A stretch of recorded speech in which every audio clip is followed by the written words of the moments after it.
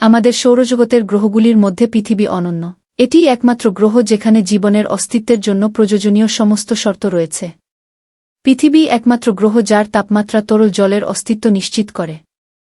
অন্যান্য গ্রহগুলি হয় সূর্যের খুব কাছাকাছি অথবা খুব দূরে। এটিই একমাত্র গ্রহ যার বায়ুমণ্ডলে 2-1 অক্সিজেন রয়েছে যা আমাদের শ্বাস নেওয়ার জন্য প্রয়োজন এবং 7-8 নাইট্রোজেন রয়েছে। এই বায়ুমণ্ডল সূর্যের অতিবেগুনি রশ্মি থেকে পৃথিবীকে রক্ষা করে। এটি সূর্যের কিছু তাপও আটকে রাখে এবং বৃষ্টির আকারে গ্রহের চারপাশে তরল পরিবহন করে। পৃথিবীর কেবল একটি উপগ্রহ রয়েছে, চাঁদ।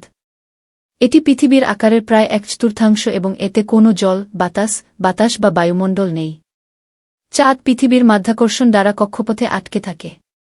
পৃথিবীতে আমরা চাঁদের কেবল একই দিক দেখতে পাই। এর কারণ চাঁদ তার অক্ষের উপর ঘুরতে একই সময় নেয় যেমনটি পৃথিবীকে প্রদক্ষিণ করতে হয়।